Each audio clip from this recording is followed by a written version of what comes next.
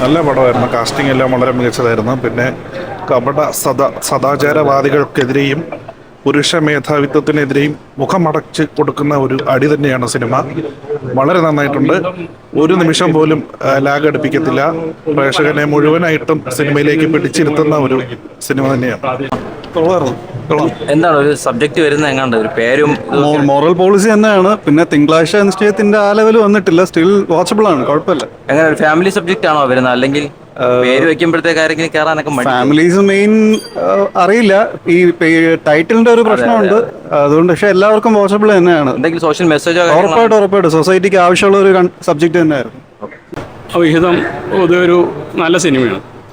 മലയാള സിനിമയിൽ ഇപ്പോൾ ഈ അടുത്ത കാലത്തായിട്ട് ഓരോ പ്രദേശങ്ങളിൽ നിന്ന് അവരുടേതായ സിനിമകൾ വന്നു തുടങ്ങിയിട്ടുണ്ട്. അതിനൊരു കുതിപ്പ് നൽകുന്ന ഒരു സിനിമയാണ്. ഒരു കൂട്ടം ചെറുപ്പക്കാരുടെ ഒരു ഇനീഷ്യേറ്റീവ് നടക്കും. ഒരു പ്രദേശത്തിൻ്റെ കഥ പറയുന്ന, പ്രത്യേകിച്ച് അതിൽ സ്ത്രീ കഥാപാത്രങ്ങൾ, മലയാളിയുടെ ഒരു കപട സദാചാരത്തിന് എതിരെയുള്ള ഒരു ചൂണ്ടുവിരലായിട്ട് സിനിമ പ്രവർത്തിക്കുന്നുണ്ട്. നല്ല ക്രൂ, നല്ല ടീം വർക്ക്, ആദ്യാവസാനം നല്ല സുന്ദരമായിട്ട് കഥ പറഞ്ഞു. നല്ല സിനിമയാണ്. ചെന്നൈയുടെ ആ തിങ്കളാഴ്ച നിശ്ചയം ആ സിനിമ പോലെ ഒരു കാസർഗോഡ് കാഞ്ഞങ്ങാട് ഭാഗത്തുള്ള ഒരു നാട്ടിൻപുറത്ത് ചിത്രീകരിച്ച സിനിമയാണ്. അവിടെ തന്നെയാണ് പശ്ചാത്തലം. അഭിനേതാക്കൾ മുഴുവനും അവിടെ ഉള്ളവർ തന്നെയാണ്. എന്നാൽ നമ്മൾ ആ തിങ്കളാഴ്ച നിശ്ചയത്തിൽ തുടങ്ങി പിന്നെ പല സിനിമകളിലും ഇവരെല്ലാം കണ്ടിട്ടുണ്ട്, പല അഭിനേതാക്കളും. എന്ന് പറയുമ്പോൾ ചെറിയ നമ്മൾ സൂ ഫ്രം സോ എന്ന് പറഞ്ഞ സിനിമയിലുള്ള ചെറിയ കുഞ്ഞു കുഞ്ഞു നർമ്മങ്ങളിൽ നിഷ്കളങ്കരായ നാട്ടുകാരും അവർക്ക് ഉണ്ടാകുന്ന സംശയവും ഇത് തന്നെയാണ് വിഷയം. ആ വിഹിതം എന്ന് പറയുമ്പോൾ കുടുംബസമേതം കാണാൻ പറ്റുന്ന ഒരു അവിഹിതം കഥയാണ് ഈ സിനിമ കാണിച്ചിരിക്കുന്നത്. ഒരു തരുമ്പം നമുക്ക് ലാഗടിക്കില്ല. വളരെ ഇൻട്രസ്റ്റിംഗ് ആയിട്ട് ഇനി എന്തെന്നുള്ള ആ രീതിയിൽ നമ്മളെ സിനിമ കണ്ടുകൊണ്ട് ഇരിക്കും. നല്ല മൂവി.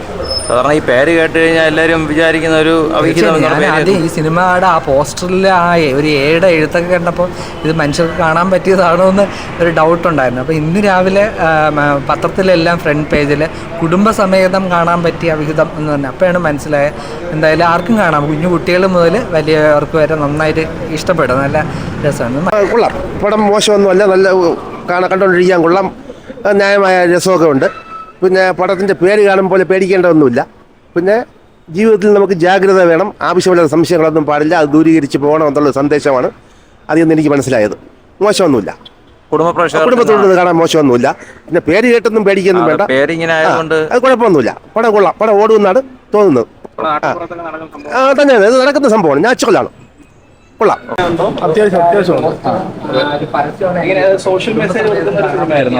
അല്ല അങ്ങനത്തെ എന്ന് പറയാൻ പറ്റില്ല, അല്ലാതെ കുഴപ്പമില്ല, കണ്ടോണ്ടിരിക്കാം.